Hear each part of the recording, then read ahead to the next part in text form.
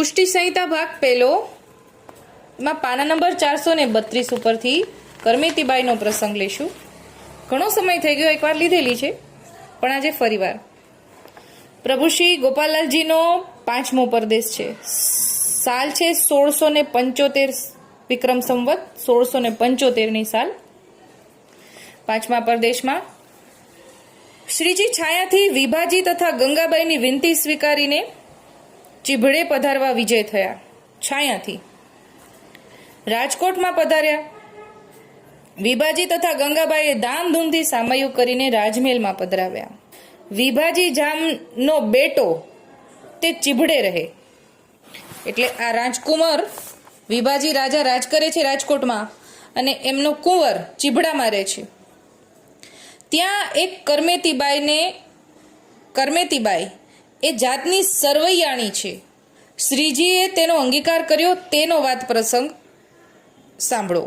એટલે હવે આ પાંચા બાબા આપણને સમજાવે છે કે કરમેતીબાઈ જોબનવંત હતા.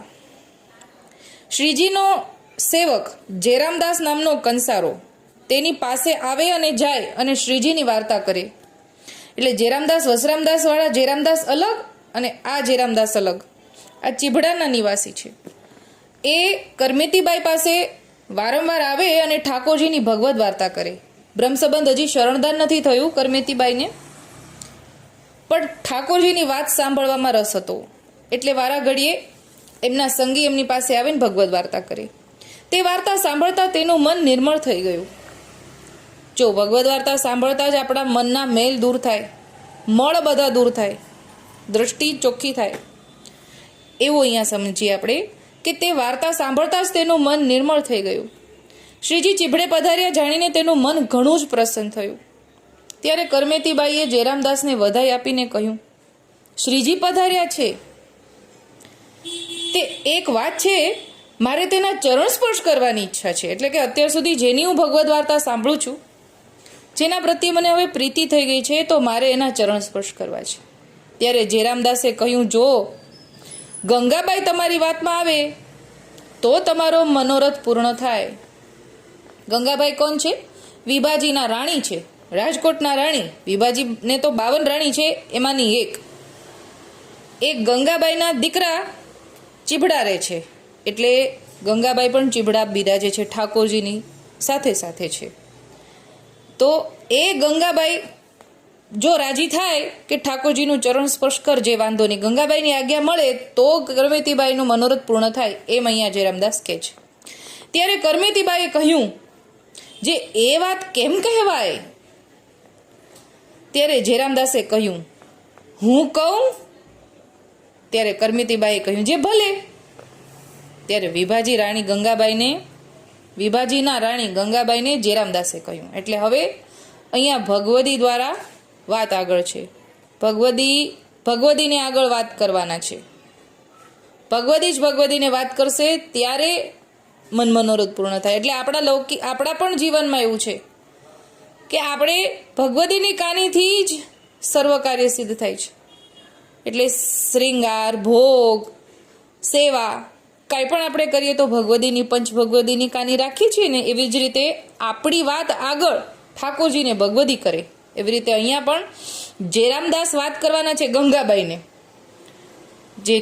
હવે ગંગાબાઈને કહે છે કે જે કરમેતીબાઈને શ્રીજીના ચરણ સ્પર્શ કરવાની ઈચ્છા છે. ત્યારે ગંગાબાઈ જવાબ આપે છે, જે ઈચ્છા છે તો મારું ભાગ્ય.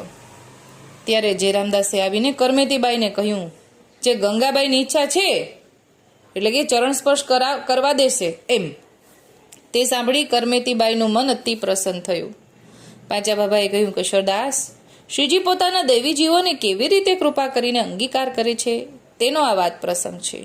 પૂર્વના જીવો આ રીતે એકબીજાના સંગથી શ્રીજીની લીલાના અધિકારી થાય છે.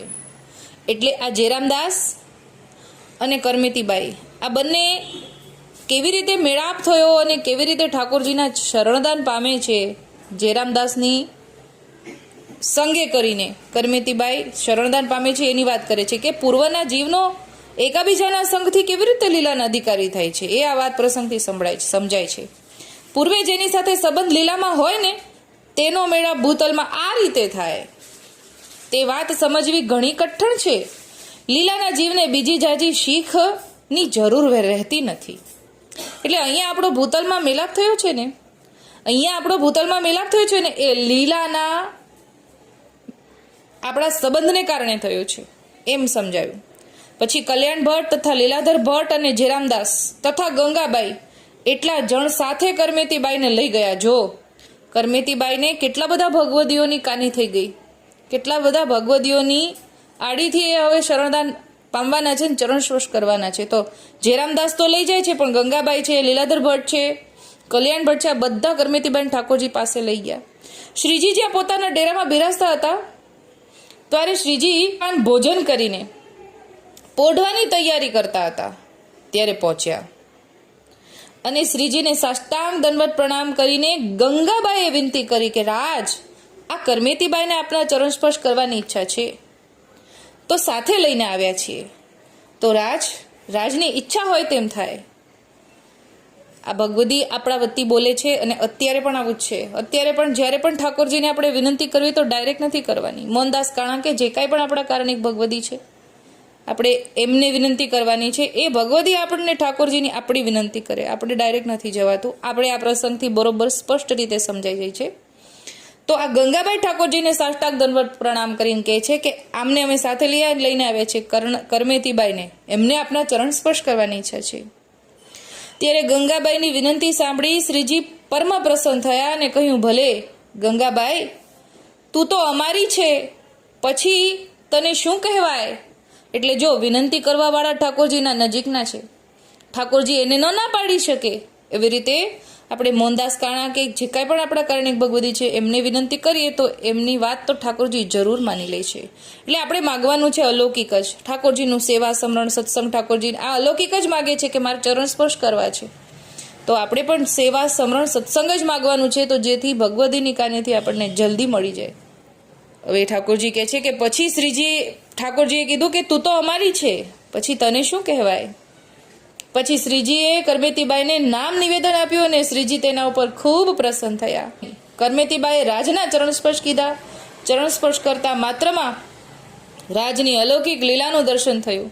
દેહાનું સંધાન રહ્યું નહીં, એટલે કે જેવા ઠાકોરજીના ચરણ સ્પર્શ કર્યા એવા અલૌકિક દર્શન થઈ ગયા. સ્પર્શ કરતા માત્રમાં ઠાકોરજી એમને દિવ્ય દ્રષ્ટિ આપી દીધી અને દેહાનું સંધાન રહિત થઈ ગયા. ગંગાબાઈએ તેનો હાથ પકડીને સુધીમાં લાવ્યા અને કહ્યું કે તારું વડું ભાગ્ય, જે શ્રીજીએ તારો મનમનોરથ પૂર્ણ કર્યો. કરમેતીબાઈએ શ્રીજીને ઘણું મનોહાર કરીને ભેટ ધરી.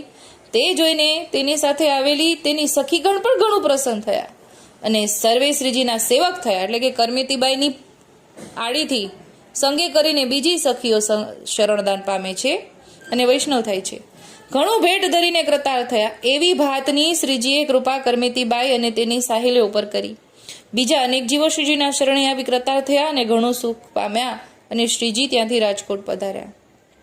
એટલે આના ઉપરથી આપણે જો સીધા કરમેતીબાઈ ઠાકોરજી પાસે જાત ને તો ઠાકોરજી તો કરમેતીબાઈને ન ઓળખેત.